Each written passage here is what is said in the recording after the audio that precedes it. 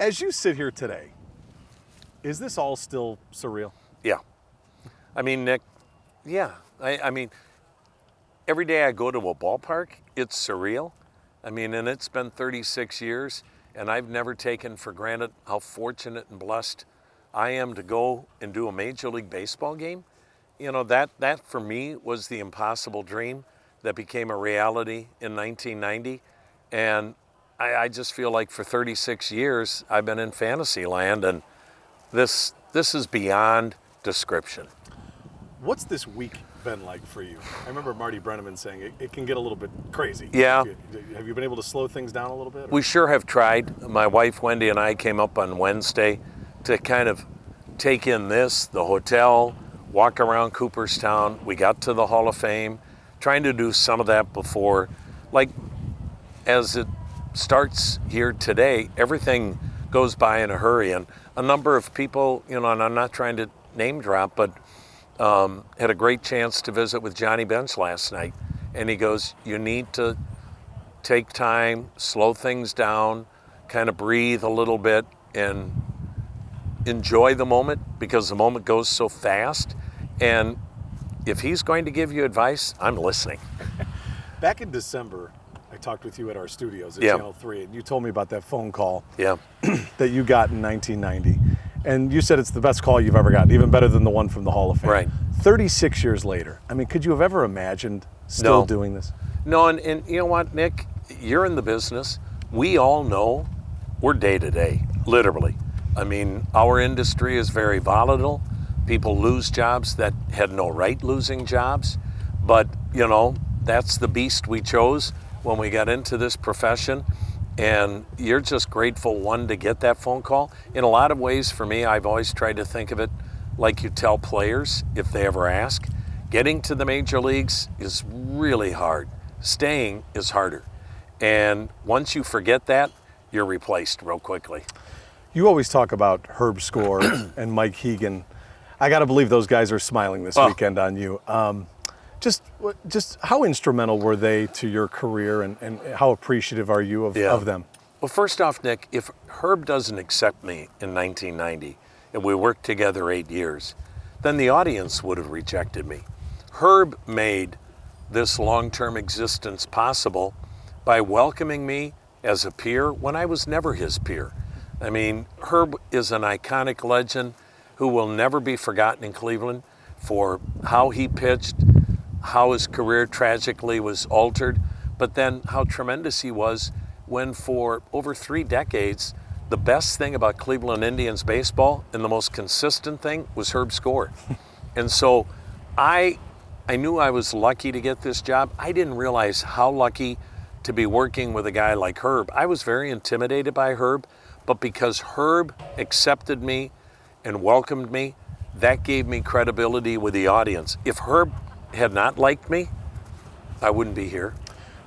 You're not a Cleveland native. No. But it feels like Tom Hamilton and Cleveland, I mean, they go together like what, peanut butter and jelly. It's like you guys are so synonymous now. Why do you think it worked? Why did it work so well? I think, you know, it was one of the interesting things, Nick, and again, there are so many things when you look back that made getting the job possible. Some of it's fate, some of it is just blind luck. But the ball club and the radio station wanted somebody from the Midwest. They were tired of guys coming in and using it as a launching pad to a different job. They wanted somebody that wanted this to be a long-term relationship, and it was perfect. Wendy's from Pittsburgh. I'm from Wisconsin. Wisconsin and Ohio are so similar in that both have that Midwest value, the Midwest upbringing. And so I think that was really important. When the club said that to me, I thought, I might have a chance at this just because I was lucky enough to be born in the Midwest. The Cleveland organization, how much do they mean to you? All the support that you've gotten over the years, and I remember Terry Francona always used to talk about the people. Right. What is it about this organization that just made this work for you? First it was the Jacobs family, now it's the Dolan family. You will never work for finer people than the Dolans. And again, if you work with people that you respect and that you enjoy being around, and you know, we're never embarrassed by ownership when it comes to the Indians and now the Guardians. The Jacobs family and the Dolan family have set a standard that's pretty much unmatched in the professional sports world. And they create an environment where they hire people and allow them to do their job. They don't micromanage them. And because of that, we've been in the playoffs 14 times in the last 30 years. That's incredible in a market the size of Cleveland. But it all comes down to how they treat you as a person. You know, everybody can talk the talk. The ownerships and the front offices here have talked the talk, but they've also walked the walk. You will never work in a better environment, no matter what. I'm glad you hit on the success that this club has had. I mean, when you started, not so much, but right. Really, I mean, you were fortunate to call. You never know what's going to happen. No. I mean, you were fortunate to call 3 World Series, a bunch of playoff Yep. games. I mean, for you, is there any of them that stick out to you? I'm not asking you to rank them, but... Well, I think the first one, Yeah. you know, it's kind of like the first in everyone's life, but also what it meant for the community, Nick. I mean, it had been not only 41 years since the Indians have been in the playoffs, much less the World Series. It had been about 39 years since they'd been relevant. I mean, when you think about it. And so the outpouring of emotion on September 8th, when we clinched the division title against Baltimore with about a 30-game lead. I mean, there was no drama or suspense, but you would have thought that it was a celebration comparable to Mardi Gras, New Year's Eve, you name it. I was stunned how much emotionally that meant to the city of Cleveland, and that just started this incredible renaissance. The fans in Cleveland, I mean, they absolutely adore you. I mean, they Thank do. you. I mean, they admire you. Just if you've got this opportunity now, what would you tell people maybe watching at home how grateful you are for their support over the years? First off, thank you. The most important thing for me and Wendy is our family. And we raised 4 children, and we could never have picked a better part of the country, a better community to raise them in. The support our children got, the great teachers that they had at St. Raphael's and then at Avon Lake High School. I mean, we were so blessed to have so many tremendous friends. Wendy and I are not from here, as we mentioned, but this community accepted us. They welcomed us. All of the great people that we have become friends with, neighbors, you know, parents of other children that were classmates or teammates from our side of it. And then when you have a fan base that cares, hey, when they didn't like something you did, you heard about it, but that's a lot better than them not caring. And people have been so gracious, so kind to us, and Cleveland's home. You know, yes, I was born and raised in Wisconsin, Wendy in Pittsburgh, but Cleveland's home. Play-by-play is not going away. No. You know, we see this business, different things, you know, whether it's news, whether it's radio, whatever it is, but play-by-play is not going away. The reason I'm asking you that is there's a lot of young kids that might be watching right now.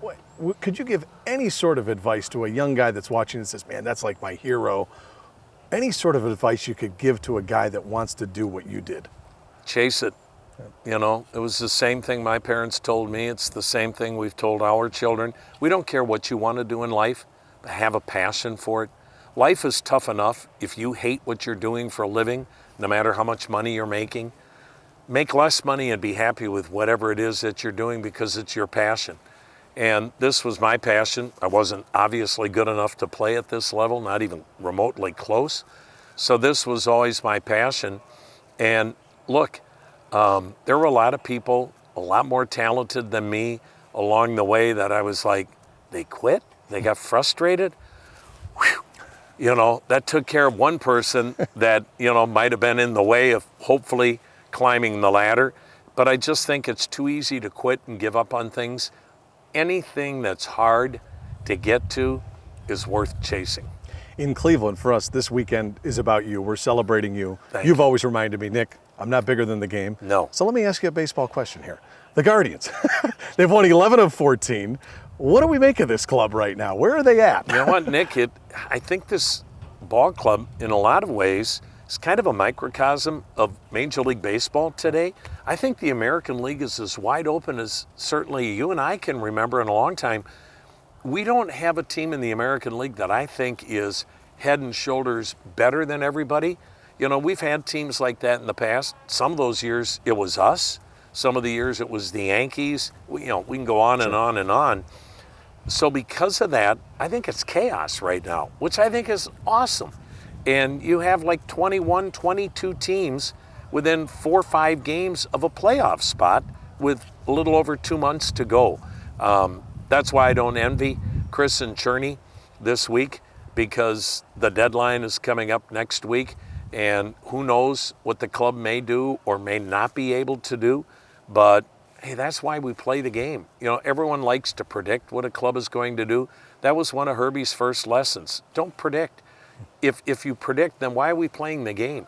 We play the game because we don't know the outcome. That's why we love sports. Hammy, this has been so much fun. Thank it's been you, so Nick. much fun listening to you over the years, growing up with your voice, getting an opportunity to sit here with you as Thank you go into Cooperstown. I mean, all the best to you, your family, soak it in, and all the best to you. Hey, I am so proud of you and your career, and thanks. you're an example too. I remember you when you were just starting out and you weren't doing what you wanted to do initially, and look what you've become, but you've done it the right way. You're the example for young people. Thank you, Hammy. We Thanks, wish you all the Nick. best. Thank you. Thank you.